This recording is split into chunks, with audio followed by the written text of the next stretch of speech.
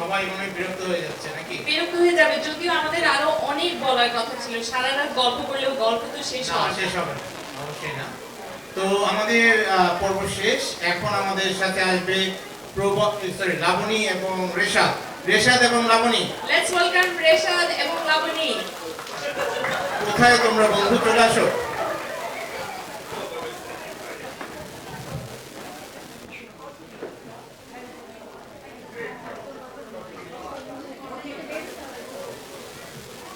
ধন্যবাদ।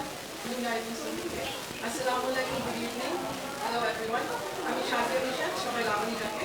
আমার সাথে মঞ্চে আছে সৈয়দ মনোয়ার রেশাদ।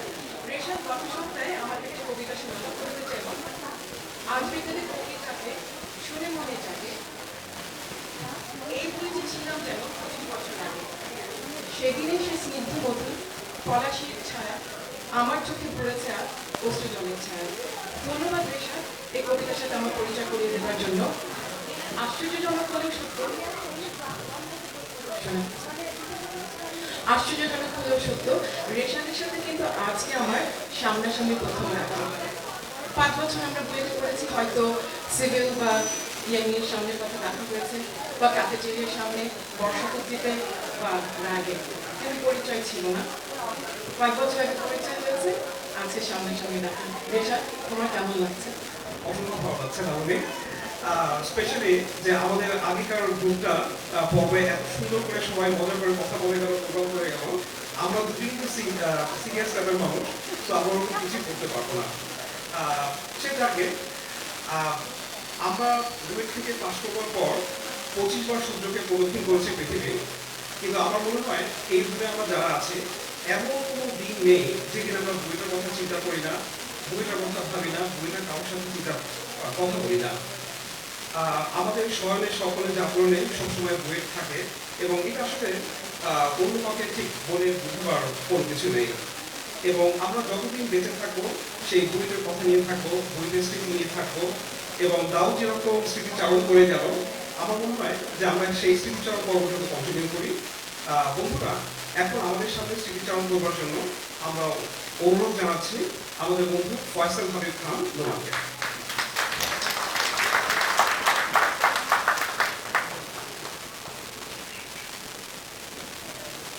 খুবই নার্ভাস, অনেকগুলি কারণ। দাউদ যেভাবে সেই জমা গেল সেভাবে আসলে বলা সম্ভব না, কিন্তু আমার এখানে অনেক মজা গেল, অনেক অনেক মজা গেল। এবং আমি যে রেশাদ যেরকম বলবো, সিরিয়াস হয়ে যাচ্ছি আসলে। আজ থেকে প্রায় 9 বছর আগে দাউদের বাসায় সারা রাত আগে তখন সোনিয়া আমাকে বলল, নোমান তুমি তো অনেক ভালো গল্প বলতে পারো, যে খুব মজার গল্প বলতে পারো, তো গল্পগুলো শুরু করি। অনেকগুলি ছোট ছোট গল্প। সাগর আর আমি প্রথম অ্যাডমিশন টেস্টে রেজাল্ট দিচ্ছি, তো এখানে আসলে অনেক ইন্টারেস্টিং গল্প আছে, এবং এই গল্পগুলি নিয়ে আমার সাথে আমার ওয়াইফ সে আমাকে চোখটা প্রিপেয়ার করতে হেল্প করেছে। তখন সাগর আর আমি গেলাম, সাগর জিজ্ঞেস করলাম তোর কত সিরিয়াল, তো বললাম যে ও আচ্ছা, আমি বললাম আমাকে দেখ। ওর সাথে সাথে দেখে বললে তোর হচ্ছে 166। আমি বললাম এবার আরেকটা দেখ। ও বলে 157। আমি বললাম যে এক সেকশনে করবো, তো ও বলে এক সেকশনে করবো। Okay fine, that was the first story. শোভনের সাথে গেলাম মেডিকেল সেন্টারে, ক্লাস শুরু হলো। সবচেয়ে ইন্টারেস্টিং ছিল ইশতিয়াককে পাওয়া। ইশতিয়াকের নাম ছিল কলেজে স্পিরুলিনা ম্যাম, কারণ সে স্পিরুলিনা নিয়ে অনেক কাজ করত। আমি ইশতিয়াককে নিয়ে অনেক জেলাস ছিলাম, কারণ ইশতিয়াকের রোল নাম্বার ছিল 99। স্টাডি ট্যুরে আমাদের অনেকগুলি মজার গল্প হয় আসলে। এইটা বলতে গেলে একদম মানে সময়টাই চলতে হয় স্টাডি ট্যুরে গল্প। সেটা হচ্ছে আমরা অনেক কিছু করেছি, আমরা পাহাড়ে হারিয়ে যাওয়ার অভিনয় করেছি, বান্ধবীদেরকে বলা হয়েছে যে আমি পাহাড় থেকে পড়ে গেছি, আমি ফিরি নাই, মানে এরকম অনেক অনেক অনেক অনেক গল্প। এবং আলটিমেটলি এইটা নিয়ে অনেক কান্নাকাটি হয়েছে মেয়েদের রুমে, এবং আমাকে খুঁজতে বাইরে বান্ধবীরা চলে গেছে, এরকম অনেক ইন্টারেস্টিং। কিন্তু স্টাডি ট্যুরের সবচেয়ে মজার গল্প ছিল মৌসুমীর কৃত্রিম জ্বর, এবং সেই মৌসুমীকে পাহারা দেওয়ার জন্য বাপির ব্লুড হয়ে যাওয়া। এটা কিন্তু একটা মিস্টিরিয়াস জ্বর, এবং এইটা বাপি এবং মৌসুমী তাদের আসলে ক্লিয়ার করা উচিত যে মৌসুমী কেন পুরো অ্যাক্টিভিটিসে পারফর্ম করবে, এবং বাপি কেন পুরোটা মৌসুমীর সাথে ব্লুড হয়ে। এটা খুবই একটা ইন্টারেস্টিং। আমার ডুয়েট লাইফের একটা বড় অংশ থাকতাম এবং সেটা অসম্ভব অসম্ভব মজা। হল লাইফের একটা জিনিস যেটা আমাদের ফোন আসে, তো আমি যখন প্রথম হলে উঠি তখন অনেক ফোন, মানে অতটা আমাদের ফোন আসতো না। নিচতলা থেকে নুরনবী বলতো, নোমান ভাই আপনার ফোন আসছে কাকরাইল থেকে, কিন্তু সে জানতো না সেটার অ্যাড্রেস ছিল 105-এর। কিছুদিন পরে নুরনবী ভাই বলা শুরু করলো, নোমান ভাই আপনার ফোন আসছে আজিমপুর থেকে, কিন্তু সে জানতো না সেটার অ্যাড্রেস ছিল 85/C। তখন আরো অনেক মজার মজার ঘটনা ঘটতো। বিতর্ক প্রতিযোগিতার চিঠি আসতো এবং মানে আমরা যখন চ্যাম্পিয়ন হই তখন বাংলাদেশের বিভিন্ন জায়গা থেকে চিঠি আসতো এবং মেয়েরা চিঠি লিখতো এবং সেই চিঠির মানে ভাষা ছিল খুবই ইন্টারেস্টিং। ভেতরে গোলাপের পাপড়ি থাকতো, ইত্যাদি ইত্যাদি বহু কিছু থাকতো এবং সেখানে মানে লেখা থাকতো যে অমুক বিতর্কের শ্রেষ্ঠ মানে বিতর্ক নাম টাম থাকতো। সেগুলো আমরা আবার খুব মজা নিয়ে পড়তাম আমার রুমমেটদের সাথে। যে লাস্ট ঘটনাটা আমি বলবো এখানে, সেটা হচ্ছে যে আমার খুব দুটা ক্লোজ ফ্রেন্ড মিঠু আর রোজেল, এবং এদের সাথে আমাদের ক্লাসরুমে আমাদের অনেক মজা হতো। ওরা আজকে নাই। তো মিঠু আর রোজেলের সাথে আমার একটা খুব মজার ইভেন্ট হচ্ছে দৌড়াদৌড়ি, এবং ওইখানে আমি কি ব্যথা পাই। তো ব্যথা পাওয়ার পরে আমার অনেক দেরি হতে থাকে এখানে, উনি রাস্তা এখনো রয়ে গেছে। তো তারপর আমরা 4 জন মিলে মেডিকেল সেন্টারে যাই। মিঠু রোজেলও ছিল সেখানে। তো মেডিকেল সেন্টারে যাওয়ার পরে রোজেল খালি বারবার বলছে, ডাক্তার সাহেব ওর কিন্তু অবস্থা এখানে খুবই খারাপ, 4টা সেলাই দিয়ে দেয়, 5টা সেলাই দিয়ে দেয়, এরকম। আলটিমেটলি এরকম কিছু হয়ে যায়, বাট আমরা অনেক ফান করতাম তখন। তো আসল কথা হচ্ছে যে আমি খুব অন্তর্মুখী মানুষ, মানে আমি এত 30 বছর আগে সত্যি বই থেকে বেরো যাওয়ার পরে খুব একটা পাবলিক প্লেসে আসি না। আমার জন্য খুব মানে একটা রেশাদকে অবশ্যই অনেক থ্যাঙ্কস দিব, শরীফকে অনেক থ্যাঙ্কস দিব, সবচেয়ে বড় থ্যাঙ্কস দিব মুমুকে, আমার ভয়। কারণ সে না আসলে পুশ করলে আমি এখানে আসতাম না। আমার এতগুলি ক্লোজ ফ্রেন্ডের সাথে দেখা হবে। সবাই আমরা মানে উই হ্যাভ মানে একটা পুরো দিন আছে সামনে আগামীকালকে। I wish you all the best. ইনশাআল্লাহ কালকে আমরা অনেক ভালো একটা দিন স্পেন্ড করব। মেনি মেনি থ্যাঙ্কস সবাইকে।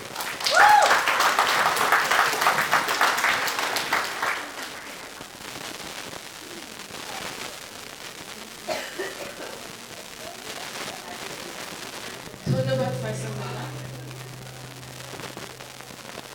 কিন্তু সবসময় সুযোগের কথা বলতে আবার বাংলা অক্ষরে টেক্সট করো। খুব ভালো লাগলো তোমার স্মৃতিচারণ শুনে। আমি তো আসলে হলে থাকতাম না, হলের গল্প শুনতে খুব ভালো লাগে। আচ্ছা রেশাদ, তুমিও তো রশিদ হলের ছাত্র। নোমানের কথা শুনে এসে তোমার অনেক স্মৃতিচারণ তোমার মনে পড়ে গেল? আর কি বলবো, এমনিতে তো আমরা যারা বুয়েটের তাদের নাক উঁচা, আর আমরা যারা রশিদ হলে তাদের নাক একটু বেশি উঁচা। এবং আমরা তো বলি যে আমরা তো বুয়েটের না, আমরা হচ্ছি রশিদ হলে, আমাদের বন্ডিংটা এরকমই। এবং মজার ব্যাপার হচ্ছে কি যে রশিদ হলে আমরা যারা ছিলাম, আমরা দুঃখজনকভাবে সেখানে মানুষের মৃত্যু দেখেছি, আমরা বিয়ে দেখেছি এবং আমরা জন্ম দেখেছি। সেটা মানুষের জন্ম না, সেটা একটা বন্ধুত্বের জন্ম। এবং যতদিন বেঁচে থাকবো সেই বন্ধুত্ব, সেই স্মৃতিগুলো আমাদের মাঝে বেঁচে থাকবে। সো অনেক ধন্যবাদ তোমার সেই স্মৃতিগুলো মনে করে দেওয়ার জন্য। তো আপনি আমরা তো স্মৃতিচারণ শুনলাম, এরপরে কোন আচ্ছা স্মৃতিচারণের জন্য ম্যাকডোনের আপনার গান হোক, গান হোক দুজনে আমরা মঞ্চে আহ্বান জানাচ্ছি আমাদের জনপ্রিয় গায়িকা সাদিয়া রহমান।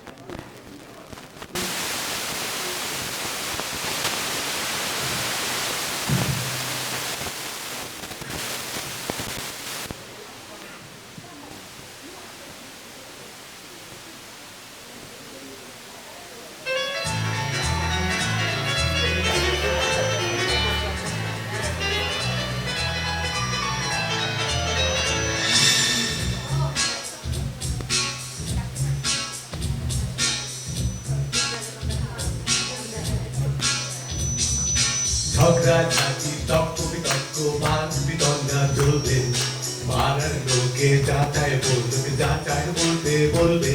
তুমিও যাবে না দিল্লি, আমিও না বম্বে। এক কথা দুই কথা ঝগড়া চলছে চলবে চলবে। আজকে ঠান্ডা নাকি বেড়েছে গরম, মাংসটা সিদ্ধ হয়নি নাকি ভীষণ নরম। এ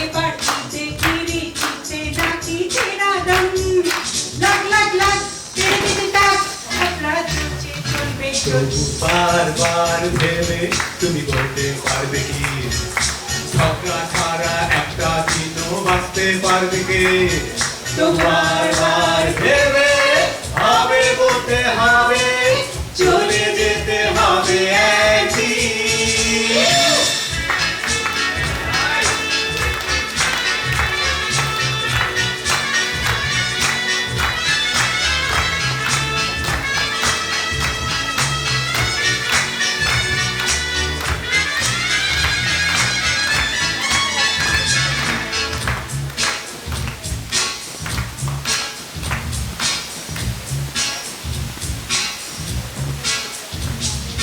বয়স বাড়তে বাড়তে এখন হলো সত্য সুগার বেড়ে যাচ্ছে আর বাড়ছে কোলেস্ট্রল তার চেয়ে বেশি বাড়ছে আমাদের গলার জোর পান থেকে চুল হয়ে যাবে খুন ঝগড়া চলবে চলবে চলবে তোমার ওজন বাড়ছে দেখো আমি কত fit। চ্যানেল পাল্টালে কেন তোমার মাথায় আছে চিপ রেটটা যাবে বিগড়ে আর কেউ না বেসতে গিরমা গিরমা বিউটি ছাড় আমরা চলছে চলবে বার ভেবে তুমি বলতে পারবে কি ঝগড়া ছাড়া একটা দিনও বাঁচতে পারবে কে দুবার বার ভেবে হবে বলতে হবে চলে যেতে হবে একদিন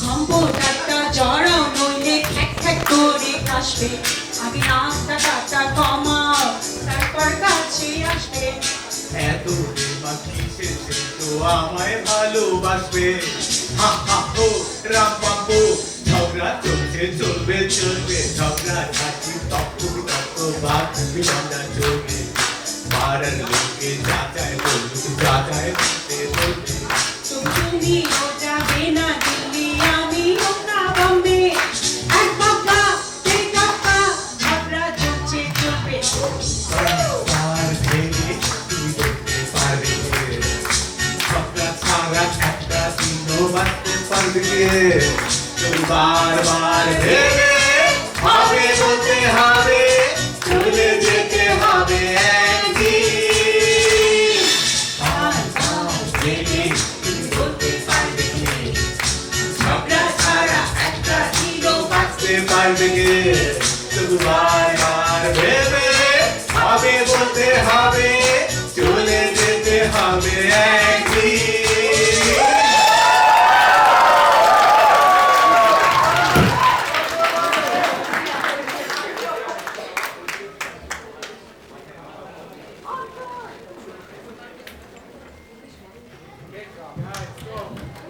বাবা আমি তো মনে করলাম যে হংস মিথুনের গান শুনবো এখন দেখছি ঝগড়ার গান শুনলাম না বলি আসলে এই গান গেয়ে সাদিয়ার ফারহাদ ভাই প্রমাণ করে দিল যে তারা শুধু ভালো গান না ভালো অভিনয় করতে পারে তো একের পর এক চমৎকার পরিবেশনা চলছে আমাদের এই পর্বে তৃতীয় পরিবেশনা একটা দলীয় পরিবেশনা সেটা আসছে হিউস্টন টেক্সাস থেকে রেশা তুমি হিউস্টন বাসী তোমার গুণী প্রতিবেশীদের পরিচয় তুমি করিয়ে দাও ওরে বাবা পরিচয় কি করাবো আমার তো একটা জিনিসই মনে হয় east and West Texas is the best এবং টেক্সাস কেন best not only for its big size কারণ হচ্ছে আমাদের টেক্সাসে কিন্তু বুয়েটের মধ্যে আমাদের মাইকেল জ্যাকসন আছে আমাদের ফ্র্যাঙ্ক সিনেট্রা আছে আমাদের টাইলর সুইফট আছে so am I kidding no আচ্ছা আমাদের টেক্সাসের যে পারফরমেন্সটা হবে তার আগে একটু ব্যাকগ্রাউন্ড দিয়ে নিই তোমরা জানো যে কিছুদিন আগে কোক স্টুডিও থেকে একটা গান বের হয়েছে সেই গানটা অসম্ভব পপুলার হয়েছে এখন আমরা যেহেতু বুয়েটের আমাদের নাক উঁচা গানটাকে তো লিরিক্সটা একটু চেঞ্জ করে দিতে হবে তাই না এবং সেই লিরিক্স চেঞ্জ করার কাজটা কে করেছে আমাদের বাংলার টেক্সাসের মাইকেল জ্যাকসন মাইকেল জ্যাকসন না আমাদের বন্ধু সৌম এবং এই গানটার মিউজিক ডিরেক্টর কে ছিল আর কেউ নয় ফ্র্যাঙ্ক সিনেট্রা না সে হচ্ছে আমাদের দাও আর এই গানটাতে কে গিয়েছে Tyler Swift, sorry Tyler Swift সঙ্গী। তবে ফ্র্যাঙ্ক সিনাট্রা, মাইকেল জ্যাকসন এবং টাইলার সুইফটের বাইরেও দুইটা কিউট বাচ্চা এই গানের সাথে নাচবে। আর সোনিও নাচবে, এবং যে দুইটা বাচ্চা নাচবে তাদের মধ্যে একজন হচ্ছে আফরিন। তুই না খেলে কিছু করো নাই, এখানে তোর খেলার সুযোগ লোকে নাইও দাও। দুইটা কিউট বাচ্চা নাচবে এই গানটার সাথে। তাদের মধ্যে একজন হচ্ছে আফরিন, আমাদের রনকের একমাত্র মেয়ে, আর আরেকটা বাচ্চা নাচবে মুসা, সম্ভবত সে আমারই কর্নার হবে। So let's put our hands together for big East and West. Texas is the best. So let's welcome the great state of Texas to the stage.